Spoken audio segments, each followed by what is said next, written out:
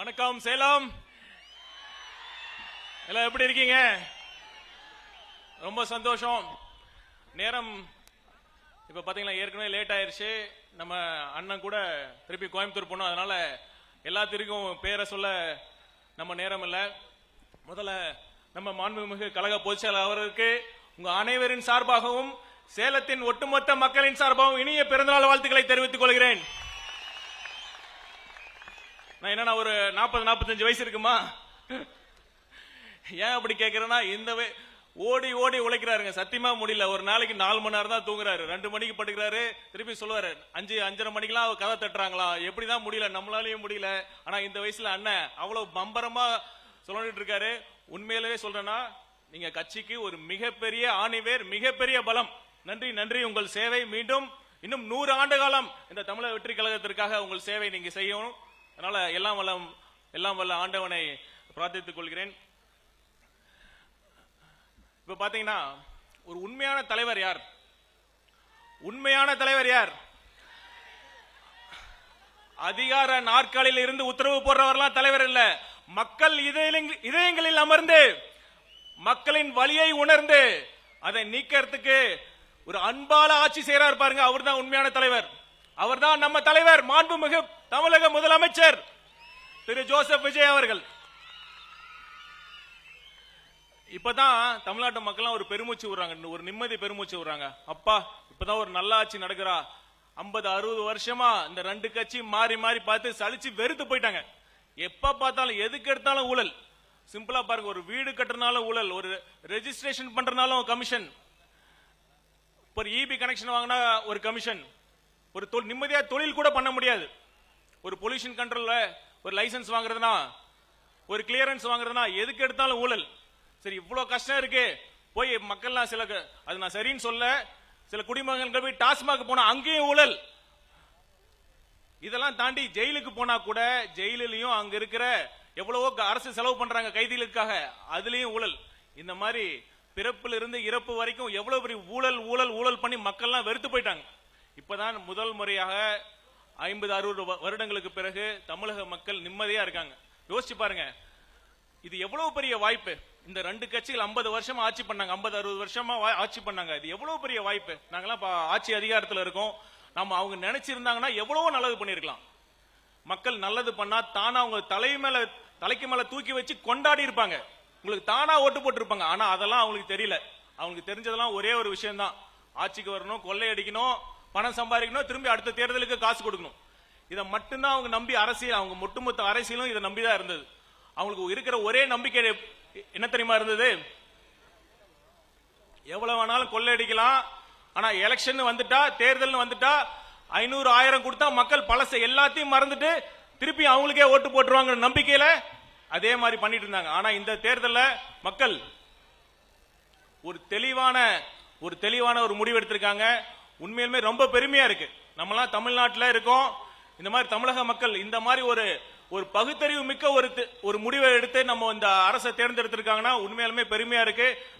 நமக்கெல்லாம் இந்த மாதிரி ஒரு தலைவர், இந்த மாதிரி ஒரு முதல்வர் கிடைச்சது மிகப்பெரிய ஒரு பெரிய வாய்ப்பு. யோசிச்சு பாருங்க, நம்ம மேல ஒருத்தர் அதிகாரம் பண்றதுக்கு நம்ம பெர்மிஷன் கொடுப்போமா?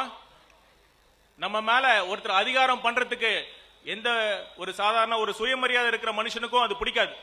ஆனா அப்பேற்பட்ட அதிகாரம் மிக்க ஒரு பதவி தான் ஒரு முதலமைச்சர் பதவி, ஒரு அமைச்சர் பதவி, ஒரு எம்எல்ஏ பதவி. ஆனா அந்த அதிகாரம் மிக்க பதவியை அவங்கெல்லாம் சரியா பயன்படுத்திக்காம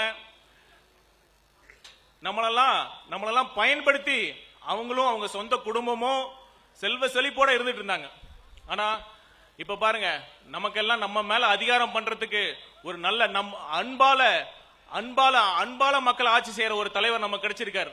நமக்கெல்லாம் ரொம்ப சந்தோஷமா இருக்கு. நம்ம முதல்வர், நம்ம ஆட்சி செய்யற ஒரு முதல்வர் இப்பேற்பட்ட உண்மையா மக்கள் நலன் சார்ந்த ஆட்சி பண்ணிட்டு இருக்காரு நினைக்கிறப்ப உண்மையாலுமே ரொம்ப சந்தோஷமா இருக்கு. இப்ப பாத்தீங்கன்னா இதே இடத்துல மாண்புமிகு தமிழக முதல்வர் அப்ப தேர்தலுக்கு முன்னாடி நம்ம மக்களை சந்திச்சாரு. இப்ப நம்ம என்ன ஒரு வாக்குறுதி கொடுத்திருந்தோம்? சேலத்தின் 11 தொகுதியில் நம்ம ஜெயிப்போம் வாக்குறுதி கொடுத்திருந்தோம். ஆனா நம்ம ஒரு 4 தொகுதி நம்ம ஜெயிச்சிருக்கோம். இன்னும் ஒரு தொகுதி மிஸ் ஆயிருச்சு. கண்டிப்பா நம்ம ஜெயிச்சிருப்போம். அந்த எடப்பாடி தொகுதி இருக்குல்ல, சூழ்ச்சி பண்ணி அவருக்கு நேரா எந்த ஒரு விஷயத்தையும் செய்யவே தெரியாது. எதற்கு எடுத்தாலும் சூழ்ச்சி துரோகம் தான் அவர் வரலாறு. அந்த மாதிரி நம்ம ஒரு கேண்டிடேட் இருந்தாரு. அவரை விலைக்கு வாங்கி ஒரு குறுக்கு வழியில இப்ப சட்டமன்றத்தில் வந்திருக்காரு. கேட்டா சொல்லிட்டு இருக்காரு, தமிழகத்திலே அதிக வாக்கு வித்தியாசத்துல ஜெயிச்சு நினைச்சிட்டு இருக்காரு, சொல்லிட்டு இருக்காரு. பெருமை. இதெல்லாம் பெருமையா? ஒரு சூழ்ச்சி பண்ணிட்டு ஒரு யாருமே ஒரு கட்சியோட பொதுச் செயலரா இருந்துட்டு ஒரு தலைமை பொறுப்புல இருந்துட்டு இந்த மாதிரி நீங்க மட்டும் உங்க தொகுதியில் ஜெயிச்சா போதும், உங்களுடைய மற்ற தொகுதியில் இருக்கிற வேட்பாளர்லாம் ஜெயிக்கணும்னு அவசியமே கிடையாது, கவலை இல்லை, அதை பத்திலாம் கவலைப்படாம ஒரு குறுக்கு வழியில ஜெயிச்சுட்டு நீங்க சட்டமன்றத்தில் போய் நான் தான் தமிழ்நாட்டிலே அதிக வாக்கு வித்தியாசத்துல ஜெயிச்சிட்டேன்னு சொல்லி பெருமையா பேசுறீங்களே, இது உண்மையாலுமே உங்க பதவிக்கும் அழகு இல்ல, நீங்க வைக்கிற அந்த ஒரு கட்சியோட தலைமை பொறுப்புக்கும் அழகு இல்ல. அதனால நம்ம உண்மையா சொல்லணும்னா நம்ம 5 தொகுதியில நம்ம ஜெயிச்சிருக்க வேண்டியது பரவாயில்ல. அடுத்து வரப்போற உள்ளாட்சி தேர்தலில் கண்டிப்பாக அனைத்து இடங்களிலும் நாம் தமிழக வெற்றி கழகம் ஜெயிக்கும். இப்ப என்ன நான் சொல்லியிருந்தேன்ல, இப்ப எதற்கு எடுத்தாலும் ஊழல் சொல்லிட்டு இருந்தேன்ல, அதாவது மினிஸ்டர்ஸ் எல்லாம் கூட விடுங்க, அந்த டிஎம்கே கவுன்சிலர்ஸ் பண்ற அராஜகம், அவங்க பண்ண அராஜகத்துக்கு அளவே கிடையாது. அவங்க திமுக தோத்ததுக்கு மெயின் காரணமே அந்த கவுன்சிலர்ஸ் தான்.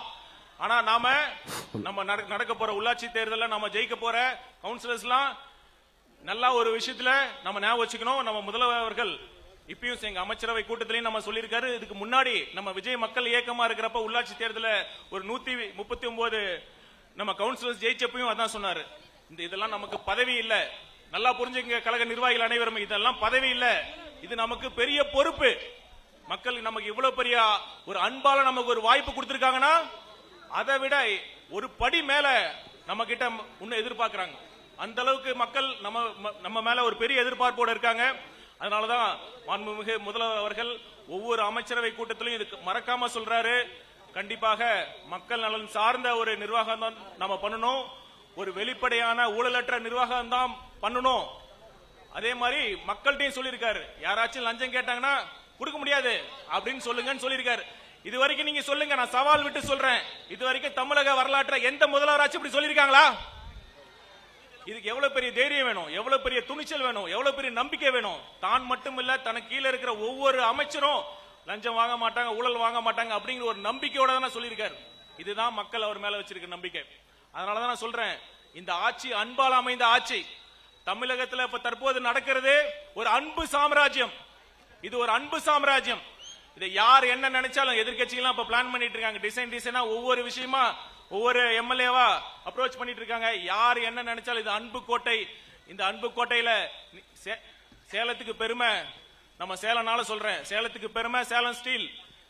அந்த சேலம் ஸ்டீல் ஒரு காலத்துல ஒருவேளை துரு பிடிச்சாலும் பிடிக்கும், ஆனா தமிழக வெற்றி கழகம் என்ற அன்பு கோட்டை ஒருபோதும் ஒரு சின்ன கீறல் கூட விழாது என்பதை கூறிக்கொண்டு இந்த மாபெரும் இணைப்பு விழாவை இவ்வளவு சீரும் சிறப்புமாக ஏற்பாடு செய்திருந்த நம்ம அன்பு சகோதரர் பார்த்திபன் அவர்களுக்கு வாழ்த்துக்களை தெரிவித்துக் கொண்டு, இங்க நம்ம கழகத்தில் தங்களையும் இணைத்துக் கொள்ள வந்திருக்கும் மாற்றுக் கட்சியினருக்கும் வாழ்த்துக்களை கூறிக்கொண்டு மீண்டும் என் அன்பு சொந்தங்களுக்கு நன்றி கூறி விடைபெறுகிறேன். நன்றி, வணக்கம்.